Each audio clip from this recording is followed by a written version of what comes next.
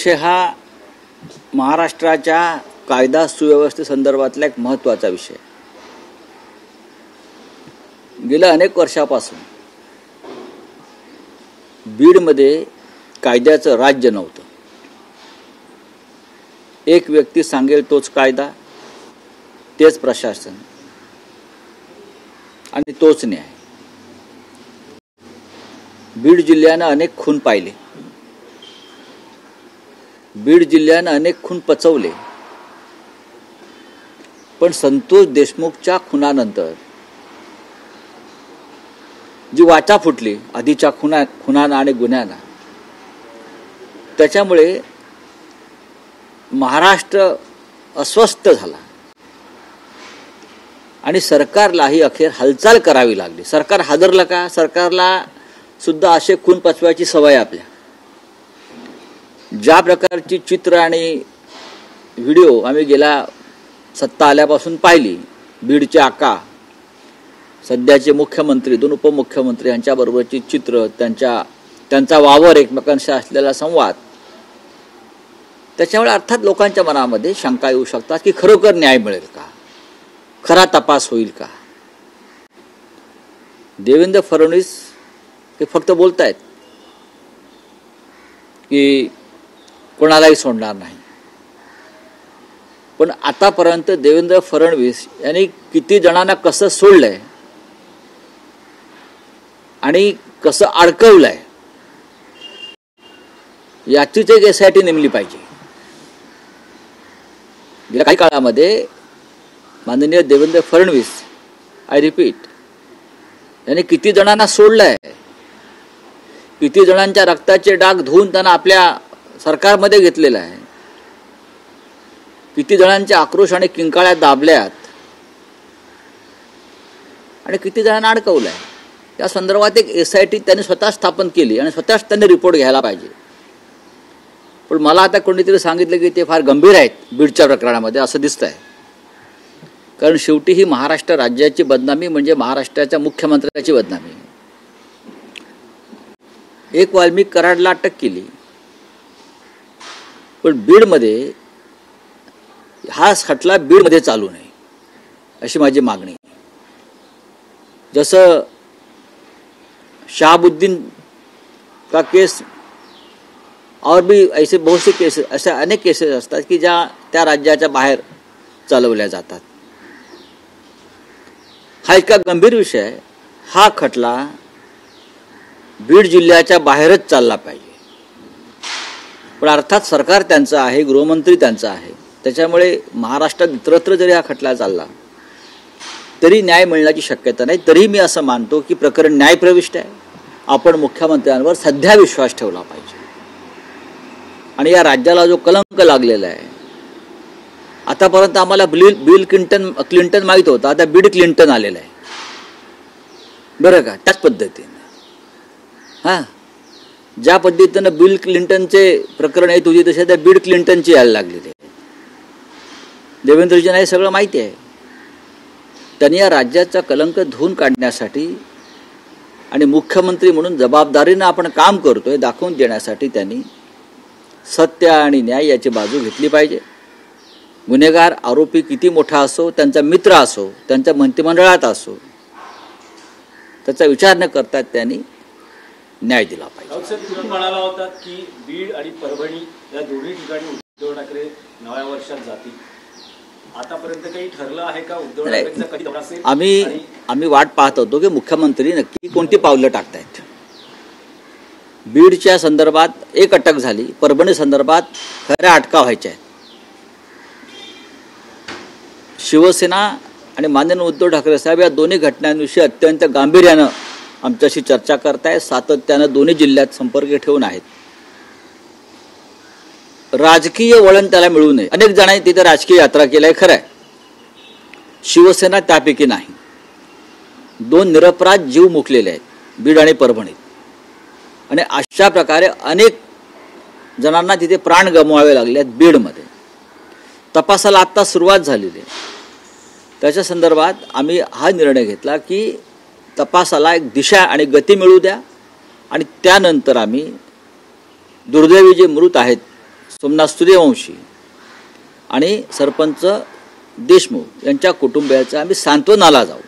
आम्हाला कोणताही राजकीय दबाव किंवा राजकारण करायचं नाही. दादा या संदर्भात हा, काय आपला काय प्रश्न आहे? मुंडेंसंदर्भात दादा चूप आहेत. अजित पवार काहीच बोलत नाहीये. काय वाटतं मुंडेंची जागी भुजबळला आणते? बघा, हा विषय मी याच्यावर चर्चेचा विषय नाही आहे. माननीय मुख्यमंत्र्यांनी खरं म्हणजे अत्यंत गांभीर्यानं बीडच्या प्रश्नात लक्ष घातलं पाहिजे आणि आपल्या मंत्रिमंडळामध्ये नक्की कोण आपल्याबरोबर काम करत आहे आणि सत्तेचा हा अशा प्रकारे गैरवापर करून लोकांचे प्राण घेतले जात आहेत का, लुटमार सुरू आहे का, हे पाहणं हे मुख्यमंत्र्यांची जबाबदारी आहे. सरकारमध्ये कोणाला घ्यायचं आणि काय हा मुख्यमंत्र्यांचा अधिकार आहे. रावसाहेब, जशी बीड आणि परभणीत अस्वस्थता आहे तशीच अस्वस्थता ही शिवसेना युबीटी मध्येही बघायला मिळते. बीड आणि परभणीची अस्वस्थता आणि वेगळी आहे, पण नाही, तुम्ही असं कसं काय तुलना करताय? तुलना करण्याचा मुद्दा नाही. तिकडे खून पडले तो पक्षामध्ये अनरेस्ट अजिबात नाही. एक लक्षात राजन साळवी हे भाजपमध्ये प्रवेश करणार आहेत अशी माहिती मिळते. 12 जानेवारीला त्यांचा भाजपात प्रवेश आहे. मुंबईतले अनेक पदाधिकारी शिंदे गटाच्या वाटेवर आहेत. पुण्यातले 5 अहो, पण शिंदे गटाच्या वाटेवर, शिंदे कोणत्या वाटेवर आहेत ते पाहना आधी. स्वतः एकनाथ शिंदे आणि त्यांचे लोक अस्थिर आणि अस्वस्थ आहेत. त्यांच्या बघा ज्या प्रकारचं सरकार स्थापन झालेलं आहे सध्या, त्याच्यामुळे स्वतः शिंदे अस्थिर आणि अस्वस्थ आहेत. अशा अस्थिर आणि अस्वस्थ पक्षाकडे खरे शिवसैनिक जातील का? आमिषं दाखवली जात आहेत, सत्तेचा धाक दाखवला जातो, हे खरं जाते. जे कमजोर हृदयाचे आहेत बरं का, त्यांच्याविषयी मला बोलायचं नाही. पण अजूनही शिवसेनेमध्ये खंबीर मनाचे आणि मनगटाचे लोक काम करतायत.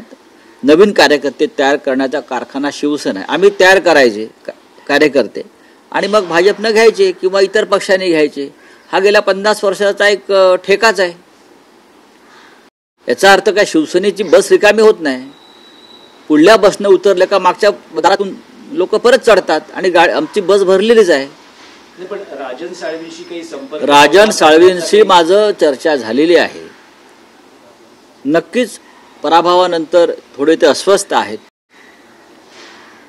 संपूर्ण महाराष्ट्रामध्ये अशा प्रकारे आमचे पराभव झाले आहेत. राष्ट्रवादी काँग्रेसचा पराभव झाला. त्याची कारणं आम्ही शोधतो आणि कारणंही माहीत आहेत.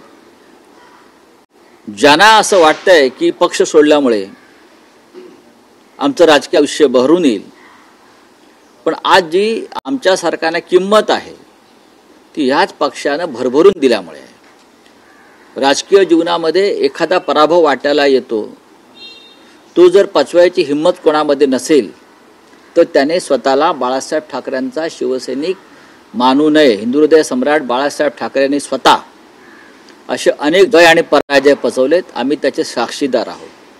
आमच्या वाट्याला विजय कमी आणि पराभव जास्त आलेले आहेत आणि त्यातून आम्ही आजही उभे आहोत. तुम्ही 4-4, 5-5 वेळा आमदार, खासदार, मंत्री झालेले लोक एका पराभवामुळे खचून जाता आणि चुकीच्या मार्गाने निघून जाता किंवा तसा विचार करता. मला असं वाटतं की ही माणुसकीही नाही आणि ही नीतिमत्ताही नाही. राजन साळवींविषयी म्हणा, ते कडवट शिवसैनिक आहेत.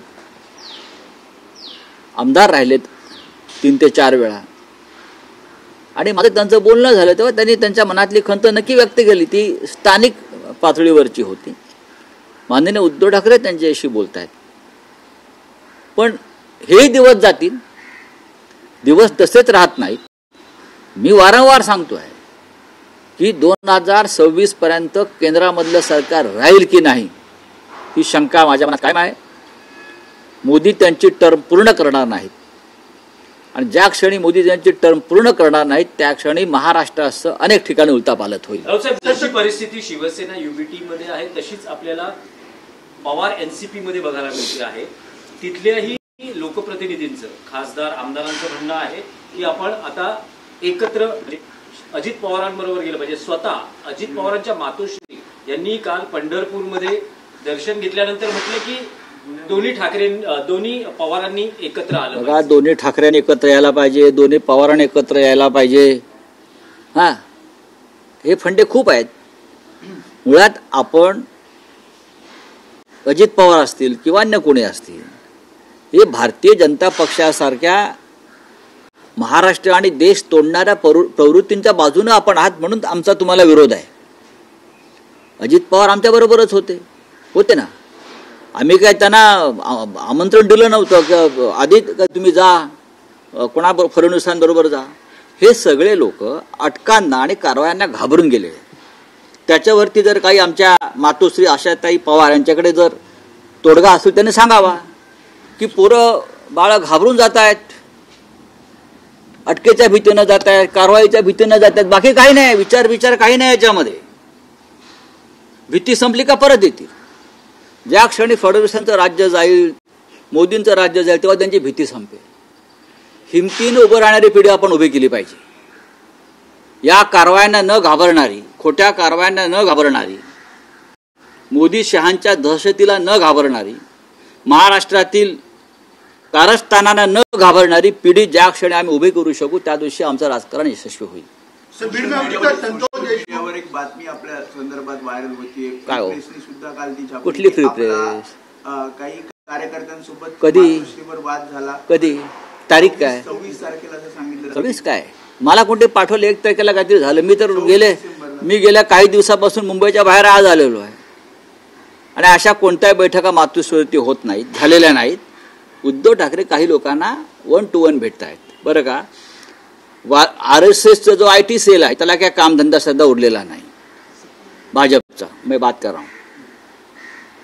त्यांना महाराष्ट्रात जे काय सध्या चाललेलं आहे अंधार युग, त्याच्यावर लक्ष विचलित करायचं आहे. हे वाल्मिकी कराड प्रकरण असेल, धनंजय मुंडे प्रकरण असेल, सोमनाथ सूर्यवंशी प्रकरण असेल, मग हे या सगळ्या टोळ्या पेड पैशांच्या जीवावर कामाला लावतात आणि मग कधी शिवसेनेविषयी बोला, मग कधी याच्याविषयी बोला, कधी संजय राऊतांविषयी बोला. मी त्यांना पुरून उरणारा माणूस आहे आणि उरलेलो आहे. त्यांच्या छाताडावर पाय देऊनच मी पुढे जाणार आहे सगळ्यांच्या. ही त्यांना भीती आहे. माझे पाय मजबूत आहे, जमिनीवर आहेत शिवसैनिक म्हणून. इकडे तिकडे हलत नाहीत माझे पाय. तुम्ही किती माझ्यावरती हल्ले करा, तुम्ही मला तुरुंगात टाकून झालं, मला मारण्याचे प्रयत्न झाले, माझ्या बदनाम्या करण्याच्या मोहिमा राबवल्या, आता नवीन जर राबवणार असाल तर आनंद जरूर घ्या. मी आणि उद्धव ठाकरे आम्ही एकाच नाण्याच्या 2 बाजू आहोत. रावसाहेब, आणखी एक विषय आहे की आता पुन्हा एकदा मातोश्रीवर उद्धव ठाकरे महापालिका निवडणुकीच्या अनुषंगाने मुंबईतील पदाधिकाऱ्यांच्या बैठका घेणार. असं म्हटलं जातंय की आता एक शेवटची शिवसेना युबीटीची आशा आहे मुंबई महापालिकेची निवडणूक. कारण आतापर्यंत शिवसेनेची शेवटची आशा हा तुमचा नाही, शेवटची आशा म्हणजे काय? विधानसभा ज्या अनुषंगाने जिंकल्या गेल्या, कारण सगळी भिस्त आता शिवसेना युबीटी. महाशय तुम्ही याच्यामध्ये लोकसभा जिंकलो हा विषयच काढत नाही. देशामध्ये आम्ही महाराष्ट्रामध्ये लोकसभेत भाजपचा पराभव केला किंवा सगळ्यांचा पराभव केला. इथून सुरुवात करा. विधानसभेमध्ये आम्हाला अपयश आलेलं आहे. त्याची कारणं तुम्हाला सगळ्यांना माहिती आहेत. अख्खा देश त्याची कारणं घेऊन रस्त्यावरती उतरलेला आहे. महानगरपालिका 14 महानगरपालिका 3.5 वर्षात निवडणुका का घेतल्या नाहीत याचा प्रश्नाचं उत्तर त्यांनी द्यावं आधी. म्हणजे तुम्ही जो प्रयोग केलात विधानसभेत, आम्हाला हरवण्याचा प्रयोग केलात, जो केमिकल लोचा केलात, तो सक्सेस झाल्यावर तुम्हाला महापालिकेच्या निवडणुका लढायला जायचं आहे. कळलं? मी मगाशी म्हणालो की शिवसेना माननीय उद्धव ठाकरे यांच्या नेतृत्वाखाली ही अत्यंत खंबीर आहे. एका पराभवानं खचणाऱ्यांची अवलाद आमची नाही. आम्ही पळपुटे नाही. महानगरपालिकेची तयारी सुरू आहे. आम्ही त्याच हिमतीनं महानगरपालिका लढू आणि आम्हाला खात्री आहे आम्ही संघर्ष करू, लढू आणि महानगरपालिकेवरती मराठी माणसाचा झेंडा कायम ठेवू. एक स्पष्टीकरण की महापालिका निवडणुका या स्वबळावर लढल्या जातील की कशा, काय नेमकी धोरणं आहेत? कारण असं म्हटलं जातं की काँग्रेसकडूनही सांगितलं गेलं की एकत्र लढू आणि समजा तसं नसेल तर त्यांनी स्वबळाची तयारी सुरू केली. पाहू ना अजून याच्यावरती बघा. शिंदे गटानंही स्वबळाची तयारी सुरू केली आहे. बघा काय असेल? एकनाथ शिंदे यांचा पक्ष जो आहे तो त्यांचा पक्ष नसून तो मोदी शहांचा पक्ष आहे. एकनाथ शिंदेचा पक्ष नाही आहे. हा मोदी शहा फडणवीसांचा पक्ष आहे. तो त्यांनी तात्पुरत्या स्वरूपात त्यांच्या हातात दिलेला आहे. त्याच्यामुळे शिंदे निर्णय घेणार आहेत की मोदी शहा निर्णय घेणार आहेत हे आधी तुम्हाला त्यांना विचारावं लागेल. मोदी शहा ठरवतील शिंदेच्या पक्षाने काय करायचं आहे. पण शिवसेना जी आहे आमची त्याचं नेतृत्व उद्धव ठाकरे करतायत आणि त्याचा निर्णय आम्ही घेणार. महाराष्ट्राच्या, मुंबईच्या आणि मराठी माणसाच्या अस्मितेचा विषय असल्यामुळे आम्हाला निर्णय घ्यावा लागेल. संतोष देशमुखमध्ये 5 चला, thank you. हाँ चलो हो गया, आपका क्या है? सर, जिससे हम देख रहे हैं कि सरपंच संतोष देशमुख की हत्या मामले में अब एसआईटी फॉर्म की गई है, कैसे देखते हैं आप? संतोष देशमुख जो भीड़ के एक सरपंच रहे, जिस तरह से उनकी हत्या हुई भरे बाजार में, उस हत्या के तार सीधे महाराष्ट्र के मंत्रिमंडल में एक वरिष्ठ मंत्री के साथ जुड़े हैं। उनके जो आसपास इर्द गिर्द जो उनके दाएं बाएं है उनके साथ है, एक को अरेस्ट किया है। अब एसआईटी की स्थापना हुई है। अब तक भीड़ जिले में लगभग 40 साल से कोई शासन नहीं, कोई प्रशासन नहीं, कोई कानून व्यवस्था नहीं, no law and order in Beed. ये क्यों हुआ, कैसे हुआ? अब तक ये संतोष देशमुख की एक हत्या सामने आई, 100 से ज्यादा हत्याएं वहां हुई है। मार देते हैं लोग। भीड़ की जमीन में इतना खून बहा है अब तक, उतना बिहार ने भी नहीं देखा होगा। बात ऐसी है कि अब हमारे मुख्यमंत्री साहब जो है उसने एसआईटी की घोषणा की है। ये खून की एसआईटी मत करिए, उससे पहले भी जो हत्याएं हुई है उसकी भी जांच करिए। ये हत्याएं अब तक को किसने प्रोटेक्शन दिया? आपकी सरकार रही हमेशा। कौन थे राज करने वाले भीड़ पर, आपको मालूम है। तो एसआईटी की स्थापना आपने की है, बहुत गंभीरता से ये कलंक जो लगा है महाराष्ट्र को आप खत्म कर दीजिए।